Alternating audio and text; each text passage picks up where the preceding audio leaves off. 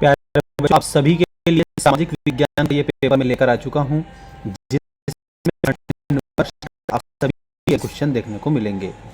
यहाँ पर सामाजिक विज्ञान के मैंने आप लोगों के लिए 4 सेट पूरे दिए हैं। ये आप लोगों का चौथा सेट है, जिसमें से आप लोगों को सारे क्वेश्चन का सॉल्यूशन बता रहा हूँ।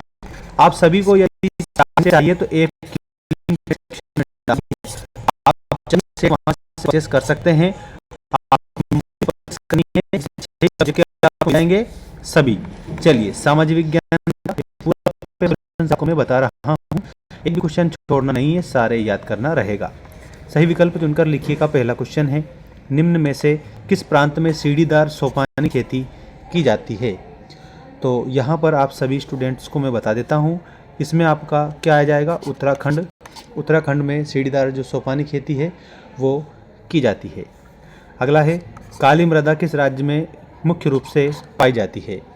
तो दोस्तों, काली मृदा जो है आपकी महाराष्ट्र राज्य में पाई जाती है। दोस्तों, ऐप पर आप लोग को सारे सब्जेक्ट के मिलेंगे, इसलिए आपको ऐप को इंस्टॉल जरूर करना है। लिंक मैंने डिस्क्रिप्शन में डाल रखी है और चैनल के अबाउट सेक्शन में भी दे रखी है। भारत में प्रोजेक्ट टाइगर परियोजना कब प्रारंभ हुई थी? मतलब कि 1973 करेक्ट आंसर। ठीक है, अगला क्वेश्चन देखिएगा, गांधी इरविन समझौता हुआ था। गांधी इरविन समझौता कब होता है, ये आप लोगों को यहाँ पर इसमें बताना है दोस्तों, जो कि आपको 5 मार्च 1931 आंसर करना रहेगा। अगला देखो, भारत में हिंदी के अलावा कितनी भाषाओं को संविधान की 8वीं अनुसूची में दर्ज किया गया है? तो हिंदी के अलावा 21 भाषाओं को 8वीं अनुसूची में दर्ज कराए, हिंदी को भी जोड़ देते हैं, 22 भाषाएं हो जाती है। तो आपको 21 याद रखना है इसमें, करेक्ट। और इस बाद में अगला जो क्वेश्चन है ये रहा आपका, भारत में सर्वाधिक साक्षरता वाला राज्य है? तो सबसे ज़्यादा साक्षरता केरल में है। ठीक है, आप सभी बच्चों को केरल आंसर करना रहेगा, Kerala will be correct. Next question, आप सभी स्थान की पूर्ति कीजिए वाला क्वेश्चन। देखो यहाँ पर, भारत की सबसे बड़ी कृत्रिम झील कौन सी है? अच्छा, कृत्रिम का मतलब क्या होता है? तो कृत्रिम का मतलब होता है जिसको किसने बनाया है, मानव ने बनाया है, वो कृत्रिम होती है और बाकी सभी प्राकृतिक होती है। ठीक है ना। तो यहाँ पर आप लोगों को सबसे बड़ी कृत्रिम झील के रूप में गोविंद वल्लभ पंत सागर बताना है। मैं यहाँ पर आपके लिए लिख रहा हूँ, इसको थोड़ा ढंग से याद रखना, गोविंद वल्लभ पंत सागर, यह आपका आंसर इसमें करेक्ट हो जाएगा। कर्तन दहन कृषि को छत्तीसगढ़ में कहा जाता है? तो दोस्तों, छत्तीसगढ़ में कर्तन दहन को दीपा कहा जाता है, तो दीपा नाम से इसे जाना जाता है। आंध्र प्रदेश के कोरोमंडल तट पर सर्वाधिक सुरक्षित एवं गहरा बंदरगाह कौन सा है? तो इसमें विशाखापट्टनम आपका आंसर लिखना रहेगा। ठीक, ये विशाखापट्टनम सीख के जाना सभी।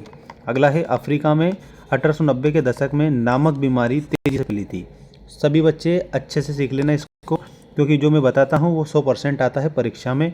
ठीक है, रिंडर पेस्ट आपको इसमें आंसर करना रहेगा।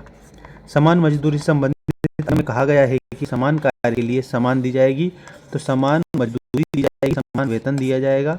ठीक है, औसत आय को क्या कहा जाता है? तो प्रति व्यक्ति आय भी औसत आय को कहते हैं, इसमें आपको लिखना है प्रति व्यक्ति आय। ठीक है, प्रति व्यक्ति आय को औसत आय के रूप में भी जाना जाता है। सभी बच्चे अच्छे से इसको सीखेंगे। इसके बाद में देखिए आप, नेक्स्ट क्वेश्चन ये रहा, टिस्को एशिया महाद्वीप का सबसे बड़ा इस्पात कारखाना है? तो इसमें आप लोगों को क्या लिखना रहेगा, असत्य लिखना रहेगा, क्योंकि ये आपका असत्य है। कृषि और उद्योग एक दूसरे के पूरक हैं? तो दोस्तों, इसमें हाँ आपको लिखना है, मतलब कि इसमें सत्य आप आंसर बताएंगे।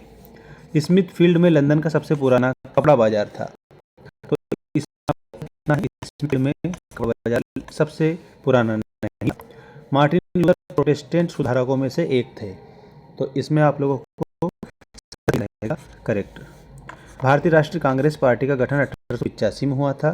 तो ये बात क्या है, सत्य है, 1885 में ही हुआ था। लोकतंत्र व्यक्ति की गरिमा को बढ़ाता है? तो इसमें आप लोगों को लिखना रहेगा सत्य। ठीक है, अब आप सभी बच्चों को मैं बता दूं, हमारे ऐप पर आप लोगों के लिए सबसे ऊपर मैंने कक्षा 10वीं की पेड मेंबरशिप दे रखी है। जैसे उस पेड मेंबरशिप को आप परचेज करेंगे, मतलब कि बाय करेंगे तो आप लोगों को याद रखना 6 सब्जेक्ट के सारे पेपर्स के PDF मिल जाएंगे, ठीक है। और वहाँ पर वीडियो मिलेंगे, सभी का सॉल्यूशन दे रखा है। सही जोड़ी बनाइएगा। पहला क्वेश्चन देखिएगा, गुलामगिरी के आगे ज्योतिबा फुले लिखना रहेगा। इंग्लैंड जो लिखा हुआ है ना, इंग्लैंड के आगे आपको ईसाई धर्म लिखना है सभी बच्चों को, और रिपब्लिकन पार्टी के आगे आप लोगों को अमेरिका लिखना रहेगा, ठीक। सरकार का बेहतर रूप लोकतंत्र होता है। इसमें लोकतंत्र आपका सही उत्तर है। लोकतंत्र उत्तरदायी होता है जिम्मेदार वैध शासन के प्रति। 100 दिवस की रोजगार गारंटी मनरेगा में दिया जाता है, 100 दिन का रोजगार, ठीक है। आप लोग याद रखना, 100 दिन का रोजगार देने की बात मनरेगा में करी गई थी दोस्तों, ठीक है। सभी बच्चे चैनल को भी सब्सक्राइब करके रखें। ऐप को तो डाउनलोड कर लेना, धमाल मचा देना परीक्षा में ऐप को डाउनलोड करने वाले सभी बच्चे। एक शब्द एक वाक्य में उत्तर दीजिए वाला जो प्रश्न है उसको अभी हम कंप्लीट करेंगे। यहाँ पर आपको कंप्लीट सीखना है, जो कि मैं आंसर आपको बता रहा हूँ। देखिएगा, पहला, डॉक्टर, शिक्षक, वकील, मजदूर आदि की सेवाएं किस क्षेत्र के अंतर्गत आती है? तो इसमें तृतीयक क्षेत्र सभी, ये तृतीयक क्षेत्र आपका करेक्ट। भारत में केंद्रीय सरकार की तरफ से करेंसी नोट कौन जारी करता है? तो केंद्रीय सरकार की तरफ से RBI जारी करता है। RBI मतलब भारतीय रिजर्व बैंक। बांग्लादेश में ग्रामीण बैंकों की स्थापना कब और किसने की थी? तो याद रखना 1983 में बांग्लादेश में मोहम्मद यूनुस ने करी थी, ठीक है। आपको मोहम्मद यूनुस याद रखना है। बहुराष्ट्रीय कंपनियों द्वारा निवेश को क्या कहा जाता है? तो याद रखना, इसको विदेशी निवेश कहा जाता है। तो ये इसमें लिखना है विदेशी निवेश, ये आपका करेक्ट है। सूचना एवं संचार प्रौद्योगिकी को संक्षेप में क्या कहते हैं?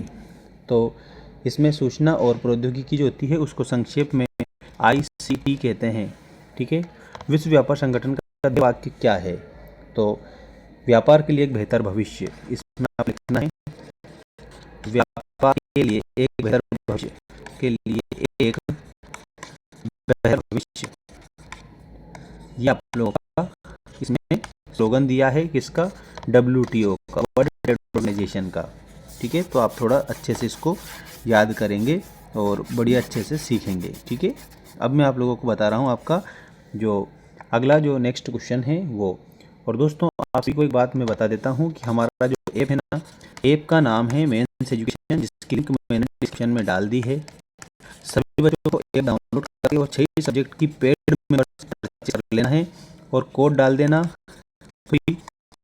99। तो आप लोगों को 180 रुपये के सब्जेक्ट मिल जाएंगे। अलग से अगर एक सब्जेक्ट खरीदने बैठोगे ऐप पर तो एक ही सब्जेक्ट 199 में है, और अगर मेंबरशिप परचेस करोगे तो 180 रुपये में है। क्योंकि परीक्षा आ चुकी है इसलिए मैंने मेंबरशिप में ये कोड लगा दिया है, इसलिए आपको 180 में मिल रही है, ठीक है। याद रखना, नहीं तो मेंबरशिप कितने की थी? 2560 रुपये की मेंबरशिप। ध्यान रखना, परीक्षा नज़दीक आ गई इसलिए मैंने ओनली 180 में कर दिया है, ठीक। ध्यान रखना सभी बच्चे। मिलते हैं नेक्स्ट